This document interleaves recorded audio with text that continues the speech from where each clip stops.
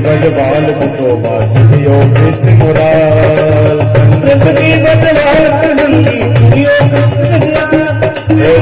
सखी बजवाल बिसोबा सियो कृष्ण कुमार सखी बजवाल भाव करके आओ आओ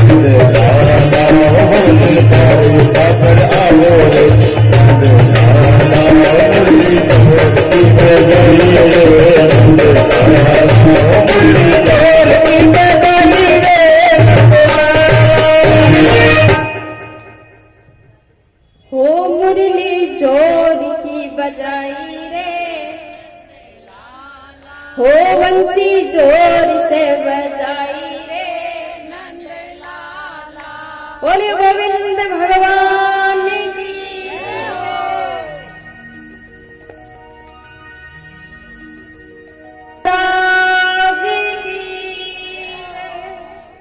तो महाराज अब इधर भोजराज जो कंस है मथुरा का, अब उसके मन में चिंता हो रही है कि पता नहीं कब कन्हैया आ जाए और कब मुझे मार जाए।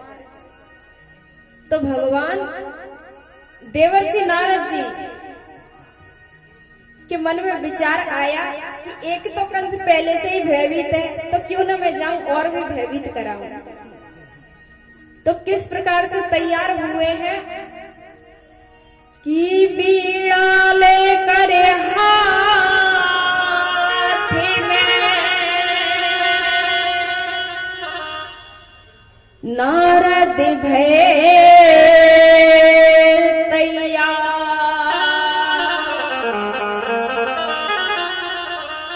चलते चलते नारद चले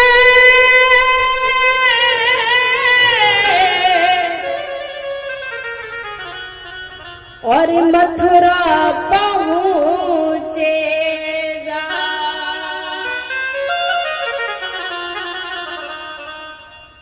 एक बार जब देवर्षि नारद कंस राज के दरबार में पहुंच जाते हैं तो उन्होंने पूछा कि कंसराज क्या कारण है, आपके दिन प्रतिदिन क्यों दशा बिगड़ती जाती है समय बसंत के खिलने का, क्यों कली सुकड़ती जाती है। कि ये तो समय खिलने का है, अब क्यों इतने भयभीत हैं, क्या कारण है। तो अब तो कंस राज का क्रोध और भी ज्यादा उठ जाता है और क्रोध में आकर के बोला है कि अब तो राजा कंस का क्रोध उठा भयंकर,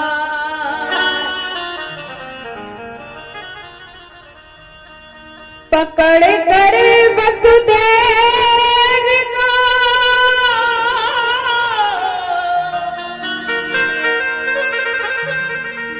और बोला होठ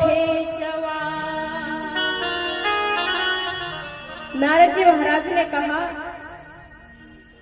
कि आप अपने काल को बुलाना चाहते हो ना, तो अपने काल को आप कोई ऐसा षड्यंत्र रचो जो कि तुम्हारा काल तुम्हारे पास स्वयं चल करके आ जाए। तो आज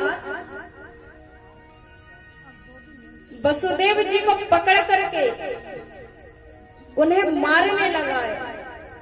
तो देवर्षि नारद जी ने कहा कि इन्हें क्यों मारते हो, इन्हें मार के क्या वो आ जाएगा?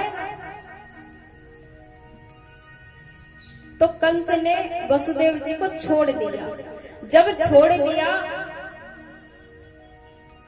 तो नारद जी ने कहा कि ऐसा करो, धनुष यज्ञ रचाइए और धनुष यज्ञ का निमंत्रण भेजो।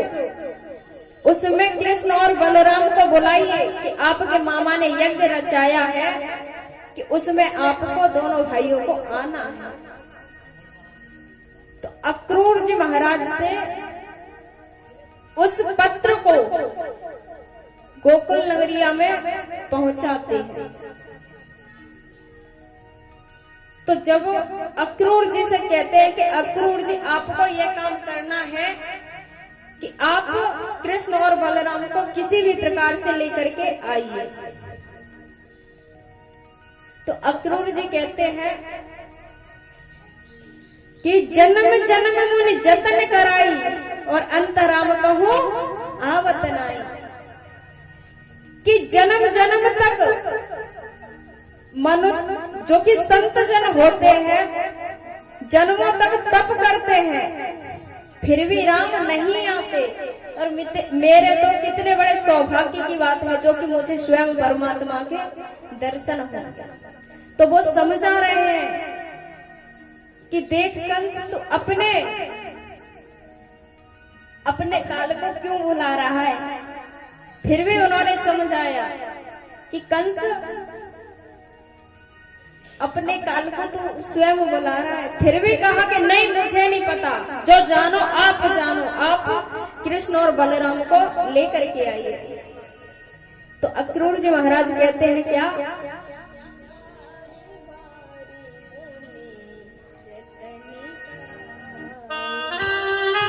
तो आइए हम और आप सभी बड़े भाव से गाते हैं। बारी बारी मुनि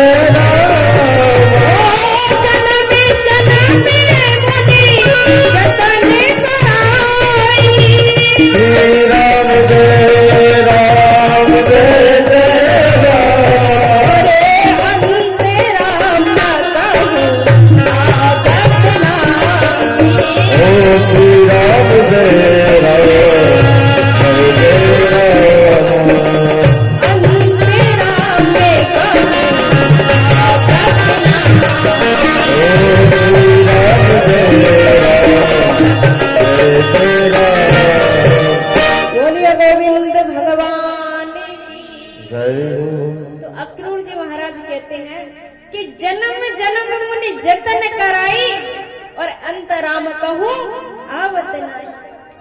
कि मेरा तो इतना बड़ा सौभाग्य है जो कि मैं स्वयं प्रभु से मिलने के लिए जा रहा हूं। तो आज अक्रूर जी अपने रथ को ले करके नंद बाबा के यहाँ पहुंच जाते हैं।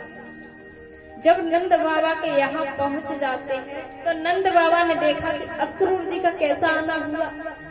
तो उन्होंने आदर सम्मान से बैठाया और पूछा कि हाँ कहिए भैया कैसा आना हुआ।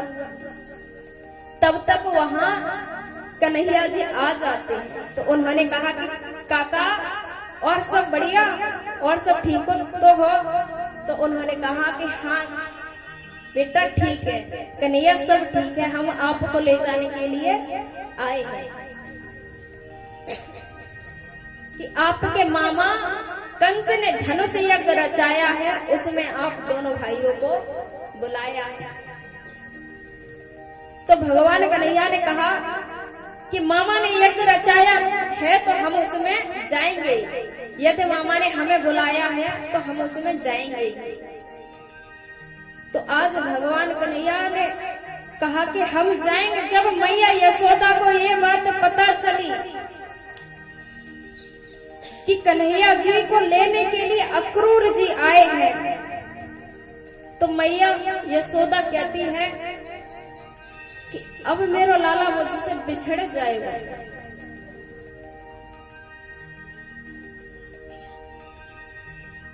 तो कन्हैया जी और बलराम जी जो उनकी टोली है सभी वहां आ जाते हैं। तो मैया जब सब आ जाते हैं और वो कहते हैं कि लाला तो हमें सब छोड़ के चला जाएगा। तो भगवान कन्हैया कहते हैं कि भैया मैया कोई किसी का नहीं होता, कि आस कह रही श्वास से धीरज धरे ना सीख, मांगे बिन मोती मिले और मांगे मिले ना। तो भगवान कन्हैया कहते कि मैया कोई किसी का नहीं होता, कि ये भी नहीं पता मैं आज आपके सामने बैठी हूँ, कल हूँ या ना हूँ, कुछ पता है भैया, समय का कुछ पता नहीं। तो भगवान कन्हैया समझाते हैं कि मैया आजकल कोई किसी का नहीं है, मामा ने हमें बुलाया है तो हमें जाना पड़ेगा। तो अक्रूर जी कहते हैं कि सुबह लाला हमें और आप दोनों भाइयों को मथुरा चलना पड़ेगा। तो सभी ब्रजवासी कहते हैं कि हमें ऐसा